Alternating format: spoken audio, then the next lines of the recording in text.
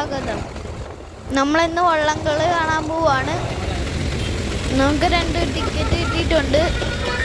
ഭയങ്കര തിരക്കായിട്ട് പോയി നോക്കാം. അപ്പോൾ എല്ലാവരും ലൈക്കും ഷെയറും സബ്സ്ക്രൈബും ചെയ്ത് സപ്പോർട്ട് ചെയ്യണം.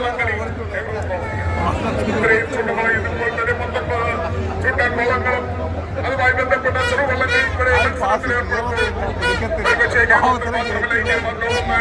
നടക്കുന്ന ഏറ്റവും വലിയ ജലമൂലം ജലമാമാങ്കമാണ്. അപ്പൊ നെഹ്റു ട്രോഫി വള്ളംകളി കൂടി നടന്നാൽ മാത്രമേ അതിന്റെ പരിസമാപ്തിയിൽ നമുക്കിടാവൂ. അത് ജനവികാരം മനസ്സിലാക്കിക്കൊണ്ട് വള്ളംകളി പ്രേമികളുടെയും കാണിക്കാരുടെയും വികാരങ്ങൾ മനസ്സിലാക്കിക്കൊണ്ട് ജനപ്രതിനിധികളുടെ അഭിപ്രായങ്ങൾ മാനിച്ചുകൊണ്ട് വൈകിയാണെങ്കിലും ഓണം കഴിഞ്ഞ് ഈ 28-ാം തീയതി സെപ്റ്റംബർ മാസം 28-ാം തീയതി വള്ളംകളി മത്സരം നടത്തുവാൻ മുന്നോട്ട് വന്ന ഗവൺമെന്റിനെയും ജില്ലാ ഭരണകൂടത്തെയും തീർച്ചയായും അഭിനന്ദിക്കേണ്ടതായിരുന്നു. ഇനി നമ്മുടെ മുന്നിൽ ബഹുമാനപ്പെട്ട ടൂറിസം മന്ത്രിയുടെ പ്രഖ്യാപിച്ചു മാത്രമേ ബോട്ടുടമകളുടെയും വള്ളമുടമകളുടെയൊക്കെ സാമ്പത്തിക പരാധീനങ്ങളും പ്രയാസങ്ങളും പരിഹരിക്കാൻ കഴിയുകയുള്ളൂ.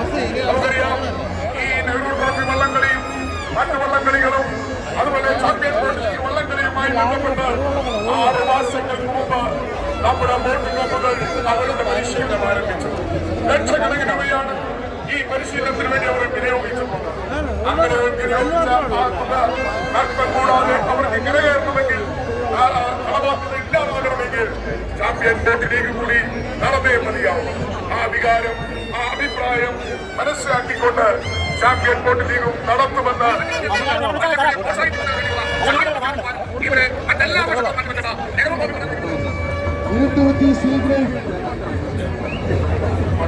ഒന്നാം ഭാഗം 34-ാം നമ്പർ മൈക്കിളിൽ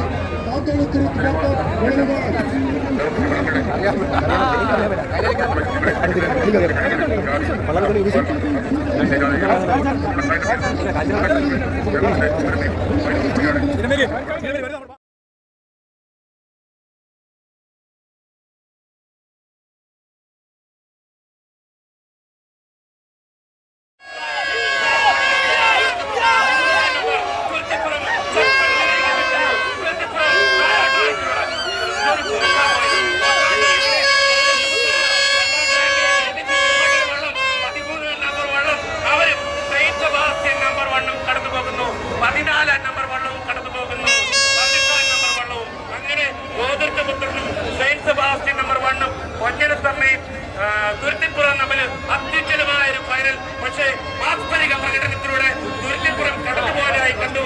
ഇത് വിധി പറയുന്നത് ജഡ്ജസ് ആണ്. അതിലേക്ക് പോകുന്നു. എന്തായാലും തുടർന്നുള്ള നിർണത്തിനായി ശ്രീ ജോസ് ചേവട്ടിയിൽ നിന്ന് മൈക്ക് കൈമാറും.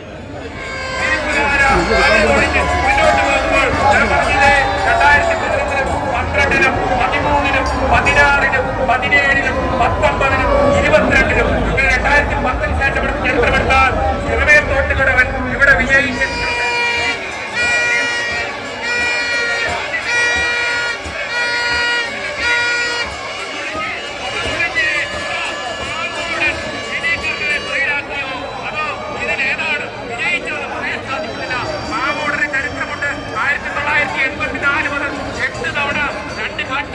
ജയിച്ചവരാണ് മാമൂടനിൽ നീതീകരണന്റെ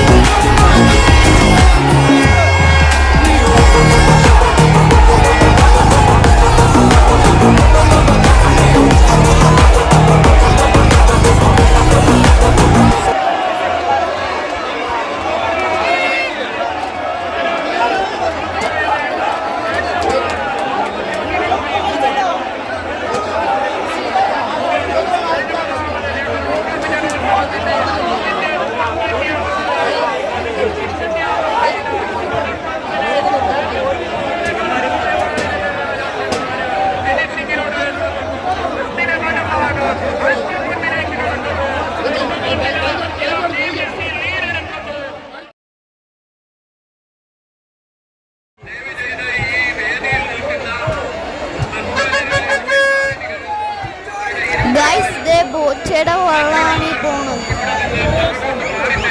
ബോച്ച വള്ളത്തിലുണ്ട്.